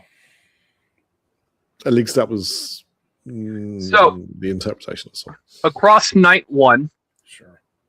What is their match time total? It is 2 hours, 21 minutes, and 45 seconds across the two nights. Okay. So that's a third of the show. Just over a third of the show. Unbelievable. It's barely just getting over a third of the show. Well, you know what? SummerSlam was just that, SummerSlam. And, we will get to Hannibal Goes to the Movies right after this miracle break. ShopWC.com. Yes. Everybody, if you would like to support us, if you want to support the WrestleCollective and all our doings, go to ShopWC.com, buy yourself a nice, lovely octopus hold hoodie, and support the cause, It is what it is. Sure. Help keep the lights on, right? Like, comment, subscribe. Indeed. We do have a man in our StreamYard that wants to join us, and he is Mr. Grumpy of Omega Variety. He has joined us. Hello, good sir. The one and only, baby. How are you? It's funny. You guys were talking about Baron Corbin getting his door prize for coming back to the company. I'm just wondering how quickly Enzo's going to come in and strip Punk of his title and become the new world champion on his return. How you doing? If only. Honestly, I wouldn't even anybody but Punk. I'm Sounds like serious. We got a couple of haters. A couple of haters. Couple of haters. How you doing? Yeah, man. This show and the way this show was booked all the way up to the build, literally, before we get to the Hannibal at the movie segment, has made me turn in my fan card of two wrestlers I tried to be fans of, and also just completely give a shit about this product at all. Who really gives a shit about this product? CM Punk. He truly gives a shit about this product, everybody. Oh, we definitely know that. Well, with that being said, ladies and gentlemen, it is time for Hannibal at the movies with special guest Grumpy Omega. Well, yeah, he's Hannibal at the movies, but yeah, we're going to kick off with Grumpy because I don't know how much time we got Grumpy for, but Grumpy asked for this time, and I wanted to give him this time. One, because I actually like Grumpy, but secondly, because he saw a film at the weekend, which I didn't go and see. So this is essentially his time to talk about it and also try and convince me to go and watch this film. So Grumpy, why don't you tell the class what film it was you saw and your thoughts about it? Well, I was watching night one with you guys and the CM Punk Cody match, which I will say I was kind of enjoying. And I've given a passionate speech about when it's appropriate to kick out of multiple finishers. I'll save the soliloquy because you guys have moved on from that. But also you can do it on Thursday because I believe we're talking about it on Thursday as well. Oh, I'm not on the show this week, but I'll send in my written comments and have Advocate read them on the air. Go on a soliloquy, my friend. We're going long anyway, probably. No. It's been harped on enough. I was cool with kicking out of the finishers because they were having a one-on-one contest. The part that I didn't like was Randy coming in and messing up what was building to something nice. But I'll digress. After that match, I just really didn't have a good taste in my mouth, and I didn't really want to watch Brock and Oba. Sounds like I didn't miss much. Nope. Decided to go turn on Amazon Prime and purchase Michael, the Michael Jackson story. Now, I'll preface by saying, as a kid, I was a massive Michael Jackson fan. from Thriller to Bad to Dangerous. Dangerous, Michael Jackson's album Dangerous, actually was the first CD compact disc I ever owned. I got a CD player for Christmas along with Michael Jackson Dangerous, and I sat up the entire night just playing. I was so happy to have a CD player, and I was so happy to have a new Michael Jackson album that I played it on repeat all night long. I just sat there on my bed staring at my new CD player, listening to Michael Jackson. It was great. Do you want to know what the first? It's not the first CD I bought. That would come a few years later. But the first CD that I asked someone to buy for me was around about the same time as you, Grumpy. And it wasn't Michael Jackson's Dangerous. It was The Simpsons Sing the Blues. I remember that album. I remember that. Yeah, do the Bartman on it, man. Yeah, and I had Bad and Thriller on cassette tape. Sorry. Anyway, so I decided I had wanted to see this in the theaters, but life gets away from me out here on the farm, and I just missed my chance. So when I saw that it was on Prime, I was like, "Oh, perfect! I have the rest of the night clear. I hadn't planned anything Saturday night, so I purchased it and I sat down to watch it. And I haven't really I've gone to movies and I've been like, "Ooh, that's cool," or "Ooh, ah." I haven't really felt a movie in my heart in more than I can remember, to be honest. And watching it, I was half sad for his early life, sad for knowing that he's not around anymore, just sad for the period of his career that I missed because I kind of fell off after Dangerous. But then I was also happy that they were telling this story, that they were revitalizing Michael to a new generation of fans. Honestly, that's the best way I can describe it. I my heart hurt with sadness, but was happy at the same time. And I've watched it 2 more times again since then, since Saturday night. I just loved it so much. I can't tell you, if you were a Michael Jackson fan, this movie is going to make you feel something. And I loved it so much. And the one problem I have is because it did so well, they're going to make a sequel. When I thought it ended at just this peak that leaves you so satisfied. I won't give it away, but after this peak that just sends you away with such a happy feeling. If you know his career, the rest is not as happy and pretty a story. And it's really going to make me sad that a sequel is going to have to happen, I think. Well, to be fair, when they were making this, they were initially looking at filming it back to back. So it was going to be in 2 parts. Yeah. And then they decided, no, we'll just do the one.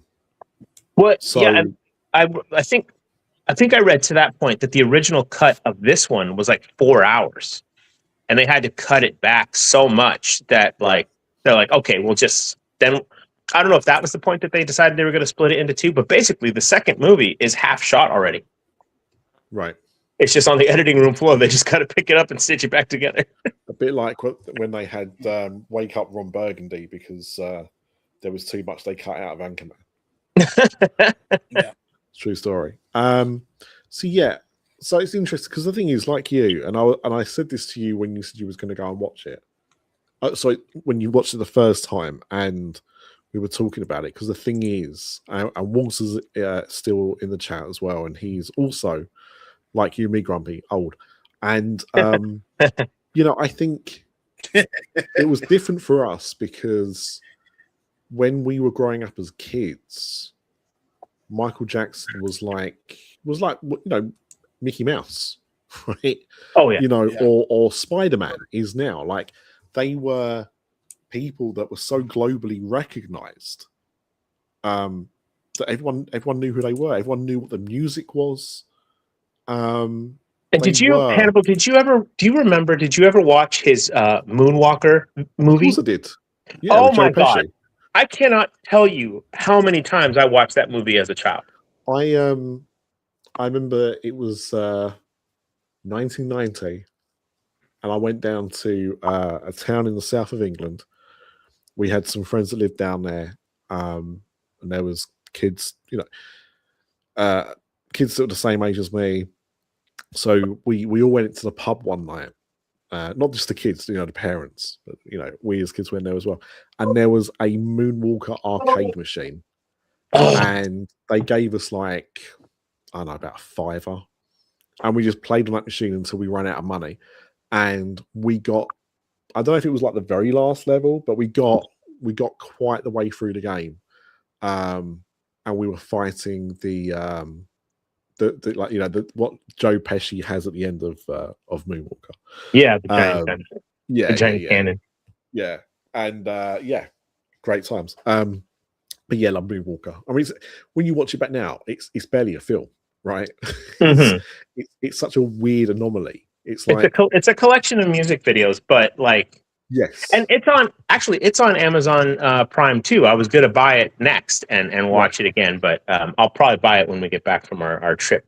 We have a trip going this week, so I'll buy it when I get back from our trip. Yeah. It's but yeah, I mean, it's a very weird film. Julian Lennon is one of the kids. Yeah, it's weird, but yeah, I remember watching when it first came out, and I don't think it got a cinema release over here. I think it just went straight to video, but yeah, I had it on VHS. I had it on video tape. Yeah, just watched it a lot, but yeah. So I'm not a big fan of biopics of musicians. The only one I really like, there's two. One is Rocket Man, because they kind of like subvert the genre. And I also like Better Man for the same reason. It's just completely different. And also Walk Hard, but that doesn't really count because Dewey Cox isn't a real musician. Walk Hard. But yeah, so I don't really like biopics. I don't normally watch them because I find that they cut too much stuff, or they sugarcoat too much stuff. But your passionate speech about it, and what I've heard from some other people as well, it is on my list to watch. So I am going to make the effort to watch it sooner rather than later. So yeah, I highly recommend. Yeah, and it was his nephew who plays him, and my God, like spitting image, almost spitting image. And I did see Spider-Man this morning, so I have that fresh on my brain. If you want to chat about that for a little bit, I could stick around a little bit longer. Ryan, I know you saw it yesterday, so yeah, let's hear from you, and then we'll go to Grumpy. So we went to go see it yesterday. I was supposed to go see it tomorrow, but life finds a way. Good movie. I heard people call it mediocre, mid, and I don't see how you get to that point. Like, I thoroughly enjoyed the experience that we had. It did kind of feel like it drew on after the climax of the film, if you will. And we realize Peter had been had, right? After the twist, I guess. I guess that's the word we're looking for. But past that, there's no real complaints. I quite enjoyed this particular Spider-Man movie. I'd say maybe my favorite Spider-Man movie to date. And that's saying a lot, because Spider-Man 2, the original Sam Raimi Spider-Man 2, I hold that movie in such high regard. Yeah, not the Amazing Spider-Man 2. No one holds that in high regard. But actually have a Spider-Man movie with Spider-Man actually doing friendly neighborhood Spider-Man shit, right? It was a nice change of pace. At the front of the movie, seeing him do all this stuff instead of it being like, there's always some level of crisis with Peter, but here's what it is. I enjoyed it. Grumpy. You can definitely tell the difference in the way the cinematography between the first three and this one. I don't know. This one had a darker, like, I don't want to say more claustrophobic feel. Like it felt like the city was like not smaller, tighter. I don't know. It's hard to describe. It really was like shot like in the heart of the city. Like all the other ones had these big set pieces where there's these open areas. This one was like really tight in the city, like in the alleyways, you know, between the buildings. And I liked it. I'll be honest, a little too much chaotic movement. Like when they were the swinging scenes, like someone with motion sickness, probably somewhere in this country, barfed in their hat watching this movie in the theater. But you know, the story was great. Without giving away too much, there was this one, like again, a pretty heart-wrenching scene, and then like immediately after it, like they just ripped your heart out of your chest and stomped on it on the ground. That part was rough. That, you know, the evolution he goes through, it's kind of implied in the trailers, but he does go through, you know, an evolution of his powers, learning to channel them in a new way. It's kind of funny coming off the heels of No Way Home and the conversation that the three Peters have about, does the webs only come out of your wrist or does it come out of anywhere else? So, it's the last movie, right? Yeah. So I liked it. I've loved the Spider-Man. The Spider-Man movies are my favorite of all the Marvel movies. And like Deadpool a close second. I like some of the things they did to set up what's coming. I won't give too much away, but if Slick's theories are correct, there's going to be something pretty awesome coming. If the MCU can limp along that long and keep people interested long enough, because what's going to come after Doomsday is going to take a long time to make, and people are going to have to sit and be patient. But if it works, it's going to be amazing. Well, I mean, I'm not sure if limping might not be as much of a problem as I thought it might have been, because it actually, Spider-Man had the biggest opening in US history. It actually beat out Avengers Endgame.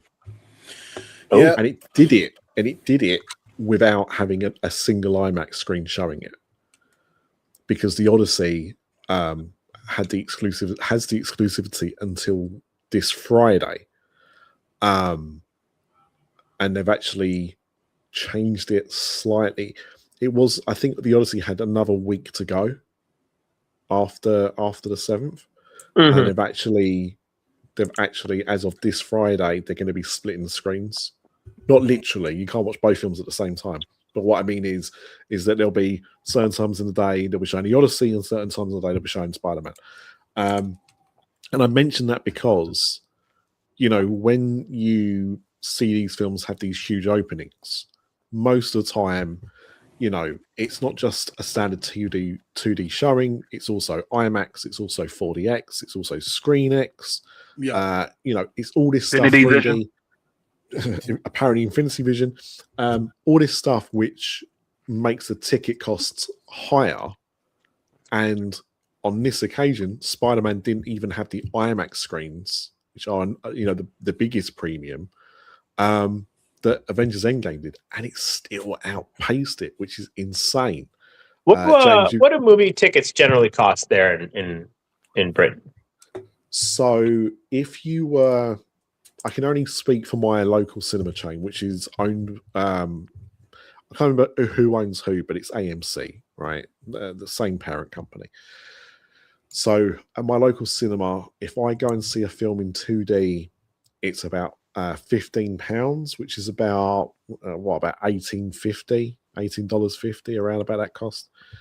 If I go and see a film in 4DX, it goes up to, I think, $18.75, which is about $21. If I go and see it in IMAX, it's about £23, which is about $27. $26, something like We saw, I mean, I live out here in the country, and we saw it at a matinee this morning for $9 each. Yeah. Now, Wow. but on the flip side, of that, because I have like a movie pass, I pay. I think it costs me about £12 a month, so about $15, and I can Okay. go and see as many films as I want. I went to see this film in 2D on Thursday. I went to see it again on Saturday in ScreenX 3D. And if I want to go and see it in a premium format, I have to pay an upcharge. So I paid £4 to go and see it in ScreenX. I paid £5 to see it in IMAX. But that's it. That's why you go see so many. Because I'm like, he sees a lot of movies. That is why. Yeah, I would not. I would not if I didn't. Yeah, have he's got the exclusivity from it. Yeah, he's got the exclusivity. I did want to ask because this was a topic of discussion in one of my groups today. They said this was a very therapy heavy movie. What? In that, like, it really like kind of shows. Can you run the word back by Parker's a very therapeutic movie in that, Okay. like, it shows the different like psyche that like Peter Parker, the character, is kind of going through. Is that about accurate to your estimation? No, because I know they kind of started that in so the last. So James, without giving too much away to you, this movie is showcasing the trauma in which Peter has put himself through as a person. Right, that's what I mean. Yeah. James, you don't even know what the fuck I'm talking about yet. I do know what you're talking about. No, you don't. Yeah, no. You did not see the movie. So hold on. Okay. Showing the traumas in which Peter has put his body through since the events of Spider-Man No Way Home. Yeah. All right. And in that vein, it has been years. Peter has put all of his friends at the end of No Way Home. They were going off to college. Now they've all finished college. He has been years removed from his people. Right? So, you know what's funny? There is fun fact. We now know the precise year that the MCU is taking place in, because on May's tombstone it said 2024, and Ned and MJ have been at MIT for 4 years. So officially, the MCU is in the year 2028. correct. Yep. Okay, fair. Anyway, sorry. That's just something I know. It's definitely by the point in time we get through the end of Secret Wars, it likely will be 2028.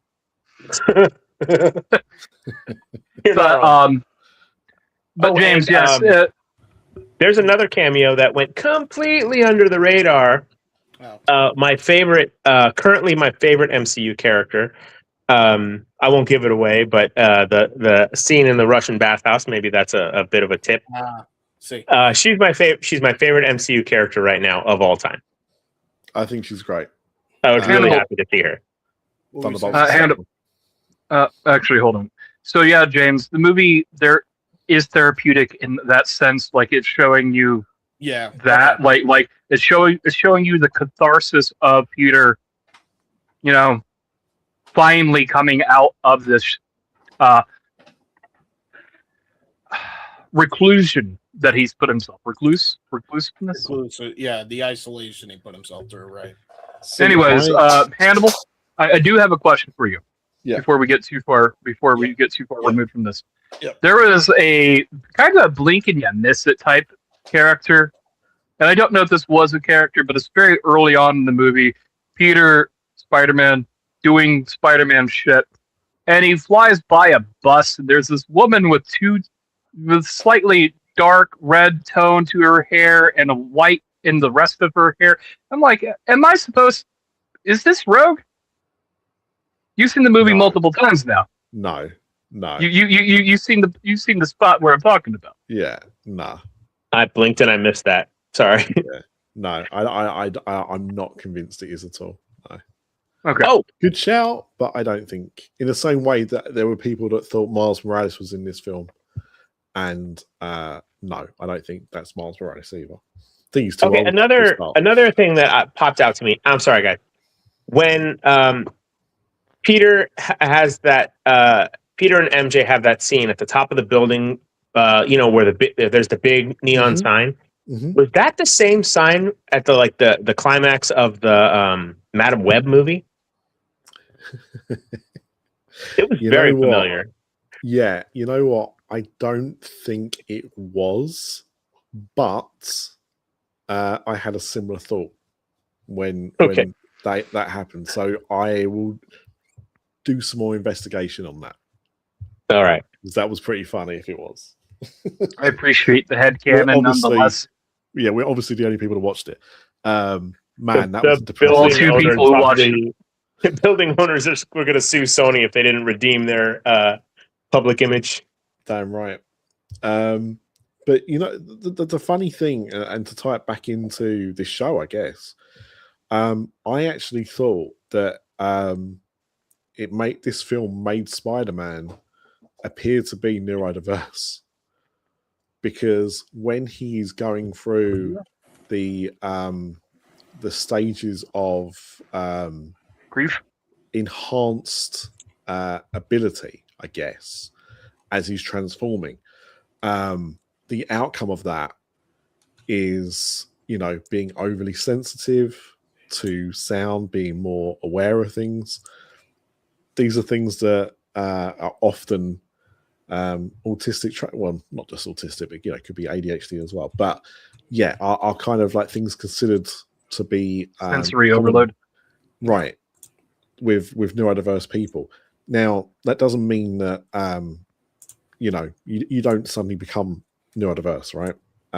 So I'm not saying that's what it is, but what I'm saying is I thought it was very interesting that the things that he now had as enhanced abilities are things that neurodiverse people struggle with as a disability. So yeah, really, I thought that was a very, very interesting take. But yeah, look, as I was alluded to, yeah, I've seen it twice. I saw it in 2D, I saw it in ScreenX in 3D.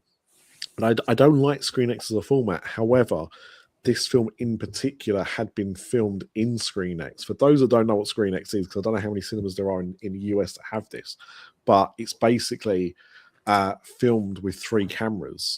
So it's a 270-degree film that you're watching. And about, I would say, a good 60-70% of this film was filmed in for this format. So you had this extra kind of bits of the film that you were seeing, and it worked pretty well. And the 3D was only on the main screen that you're staring at, and that worked pretty well as well. Like, some 3D films are pretty basic. This, there were some decent moments in this film where the 3D was quite effective. It popped out at you. But yeah, I mean, to go to what Fish was saying earlier, Spider-Man 2, I think, has been the benchmark of live action Spider-Man films since it came out 20 odd years ago. And this, I think, is probably my favorite live action. Tom Holland has been my favorite live action version of the character, because I always thought Tobey Maguire was too old, but I quite liked his Spider-Man. And I thought Andrew Garfield was actually a pretty decent Peter Parker, but I didn't like his Spider-Man. Tom Holland, for me, is how I envision Peter Parker to be, which is, a bit younger, a bit smaller, and just able to, do the stuff that he needs to do. So I think he's great. I think this film is great. And I think, Grumpy alluded to the different direction this film. It's really funny because Homecoming felt a bit like a John Hughes film with a superhero in it. And that director who made those 3 films, they kind of had the same kind of feeling to a bit. These felt very much like teenage dramas, teenage comedies that also happen to be Spider-Man films.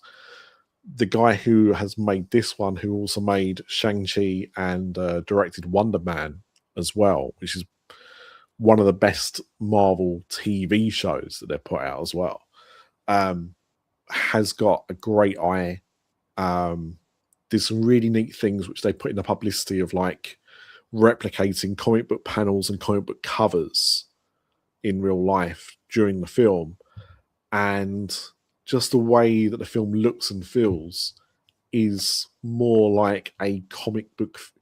It feels more like a comic book, but also they've taken inspiration from the video games, and there's things that they do and the way they film things in this film which feel like they could have been from one of those Insomniac Spider-Man games. So yeah, as a Spider-Man film, I loved it. I think it's great. I've seen it twice. I might go back and see it in IMAX. We'll see. But yeah, I loved it, and I can see why it's doing so well. And it just goes to show like this character is just so beloved by so many people. It's incredible. Yeah, he's one of the top heroes for a reason, bro. Yeah. All right, fellas. I appreciate the time. Comics. I got to run. Thank you for letting me monologue about Michael Jackson. Anytime, yes, man. Well, not anytime, but you know what I mean. Grumpy, thank you for coming on. We will speak to you soon. Great show, fellas. I'll talk to you later. Thank you. Yeah, look, I think we've gone a bit long. No, we haven't. We've got long. No, we're just coming up to the 2 hour mark. We're good. But yeah, look, I know we would normally do another segment here, but we've gone long. Or we can, you know what I'm going to say for Light the Fuse? Grand Slam. What's Dynamite? Grand Slam Mexico. It's gonna be a good show. Arena Mexico is a great venue. Last year's show was a lot of fun. This year's show. How about we'll show it quickly for a second. What? Show what? We'll show it quickly for a second, but we won't like go into the whole card. This thing. Oh yeah, because it's gonna be a good show. Oh god damn it! Cards. I didn't do it right. It's a stack card. Maybe I should take the banner down. Hang on. Just yeah. There's too much on it. There's too much on it. It's only scheduled to be a regular Dynamite, so it's going to be. I can't remember. Ryan, can you remember if last year's show was 3 hours or was it 2 hours? I believe it was a 2 hour show. Yeah, I thought so. And this is being advertised as a 2 hour show, so they've got a lot. They've got a lot announced for a 2 hour show. So I wonder if they are gonna, maybe put it out on my AEW or something. Because I mean, they can have an overrun, but they're not going to have an hour overrun or a 2 hour overrun. So yeah, it feels like there's a lot to squeeze in there, but yeah, it looks like it's going to be a good show. I'm looking forward to it. Last year the vibes were good in Arena Mexico. I'm expecting nothing less this year. Yeah, check out Dynamite on Wednesday. We will probably be talking about it on Thursday. Yes, but yeah, let's start wrapping this up. James, anything you need to plug? Want to plug? Don't really got much in the way of my stuff, but Collective. Tune into the Collective stuff every week. I may be doing Bash at the Beach at some point if Owen will, settle down on a damn time and day to record that. Who are you going to record that with?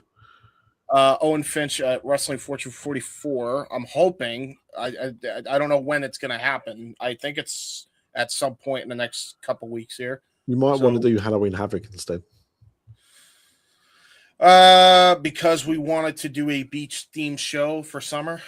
I appreciate that, but it's already August. That's why I said you might want to do Halloween Havoc. Summer's over, brother. We're doing school is back in session. Well, not for our area. Not for our area. Yes, it will be. What do you mean? When do the kids go back to school in your area? September. Yeah. That's very late in the year. Yeah, you would. I agree. I didn't realize. I don't believe you.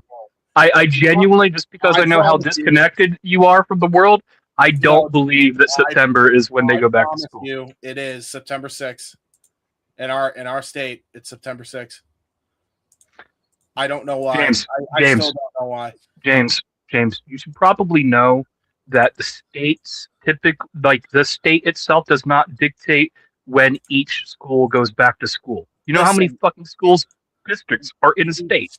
We still have a month left of goddamn summer, even though vacation's over. Let me have it, damn it. It's funny because like that is when the schools go back in the UK. Oh, there you go. The first week of September is when we go back to school in the UK. Well, there you go. So I'm not alone then. So anyway, yay! So I just remember Nick starts doing those weird things. Yeah. Well, look, as James said, kinda. WrestleCollective Weekly this Thursday, 6:30 p.m. Eastern Time. We will probably be talking more about the Oberbrock finish and you know, is selling dead in wrestling. We'll probably have a bit more of a talking point on that, as well as whatever happens on Raw tonight and Dynamite. So yeah, check out the Collective on Thursday. I should be there. Yes, looks like I'm going to be there. So, and if you want to see more of me, you can see me there. And do not forget, ladies and gentlemen, also to check out our boy here, Carlos C to the low 777 on X, as he will be doing the Raw reaction, and that will be right after Raw tonight, and also Wednesday Night Chaos, which will be right after Grand Slam. Still have that presence over there on the X, so go show some love there to Carlos and the Monday and Wednesday night teams, respectfully.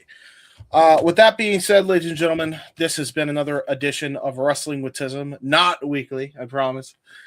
That comes Thursday. And until next time, there is always going to be a little bit of spectrum on the internet. See you guys next time. Thank you guys so much for stopping by. Make sure you like, share, comment, and subscribe. And until next time, this is the WrestleCollective.